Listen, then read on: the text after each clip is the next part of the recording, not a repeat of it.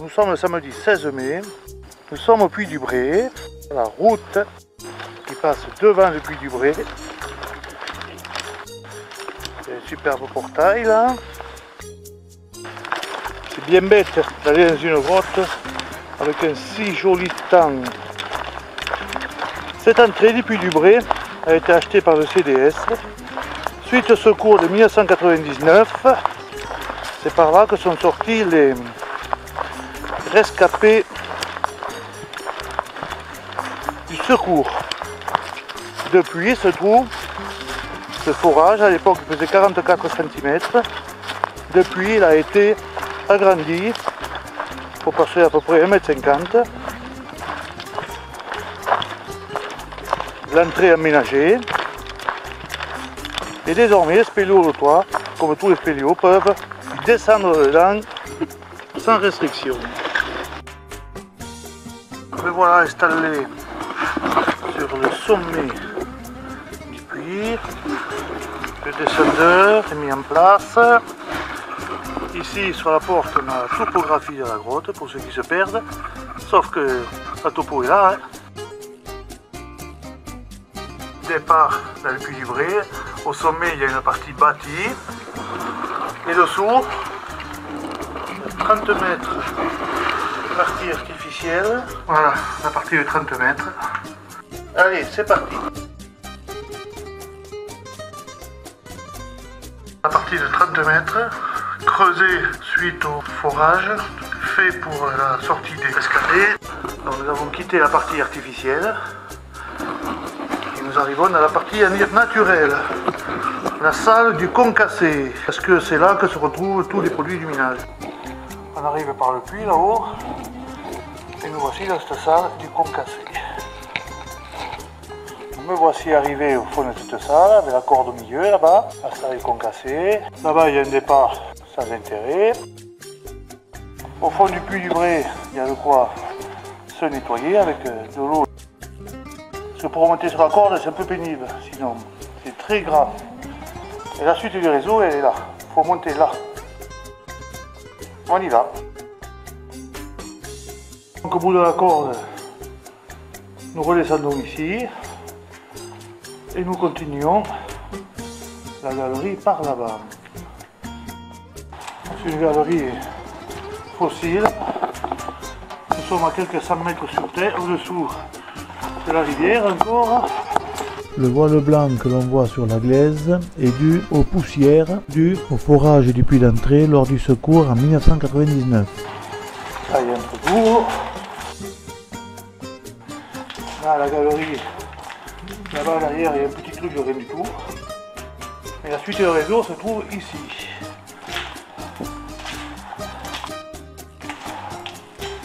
Là il y a des dimensions confortables.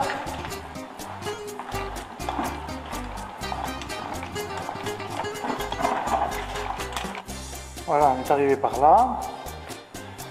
Donc le passage le plus évident dans le secours, ça a été celui-ci, mais là il n'y a rien du tout. Finalement, pour rejoindre les victimes, ça a été par ce passage étroit qui a été désobstrué le jour du secours, mais il y avait un gros courant d'air et c'est une galerie remontante. Donc ce passage étroit, vous voyez, il est étroit, comme son nom l'indique. Et surtout remontant. Voilà ce passage qui a été désobstrué le jour du secours. Aujourd'hui, vous voyez, 16 mai, j'ai un bon courant d'air dans la figure là. Ça souffle bien depuis le fond. Voilà, ce passage remontant. Dans la glaise. C'est pour ça que au fond du puits d'entrée, il y a de quoi se laver, comme à la corde. C'est tellement beurré qu'on n'arrive plus à s'en sortir.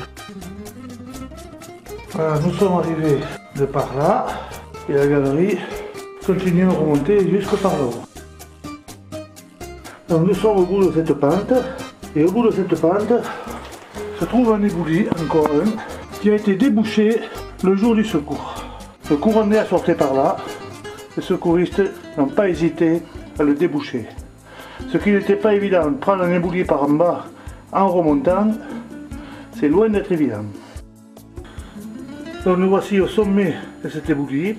qui a été transpercé le jour du secours. Celui-ci donne sur la série de pluie, avec la corde qui est là, qui tombe dans la salle de la clé de voûte, là où étaient installées juste à côté les victimes du secours de 99. Et le premier puits qui est ici. Donc le sommet et la suite des puits. Superbe puits. D'ici, j'entends légèrement la rivière qui ronronne, déjà. Louche souterraine. Et de là-haut, c'est super grand. Et on va jusque là-bas. Et là-bas, on entend le bruit de la rivière qui s'intensifie.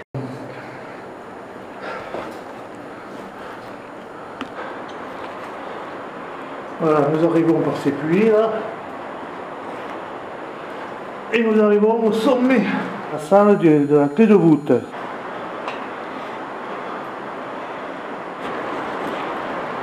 Voilà, je suis arrivé par là-haut, le petit trou. Et là, je suis au plafond de cette immense salle de la clé de voûte.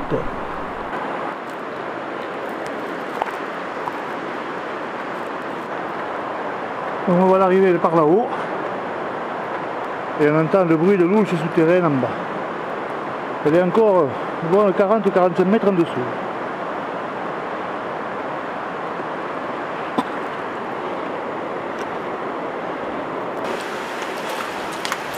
Et là nous descendons vers la rivière, qui est là-bas au loin, mais bon, ça ne se voit pas là pour le moment. Ça c'est un réceptacle pour récupérer l'eau, mais finalement, je dis avoir des crues cet hiver et ça marche beaucoup moins bien cette année. L'année dernière ça marchait. C'est un peu la bouillasse.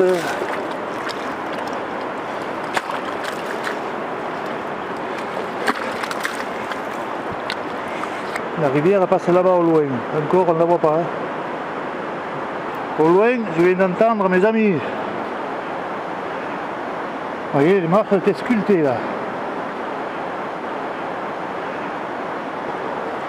On l'entend de mieux en mieux. Voilà 4 spéléologues là qui arrivent. Le père Valade il s'amuse comme il en a envie, c'est déjà pas mal. Il y en a plein qui ne s'amusent pas, qui se font chier. Monsieur Guy, la Riviera, CDS Lot, 46. Donc immense salle, avec la rivière en bas là, qui est là, qui passe. Aujourd'hui elle n'est pas très inclue. Et ça s'appelle la clé de voûte. C'est dû à ce caillou là, énorme rocher, qui est coincé entre deux autres, vous voyez. Donc c'est pour ça, c'est l'origine du nom de la salle.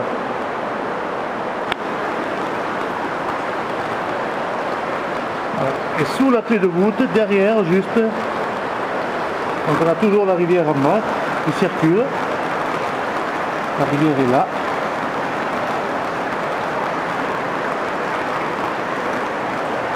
Et juste au-dessus, donc cette clé de voûte, on peut regarder ce caillou.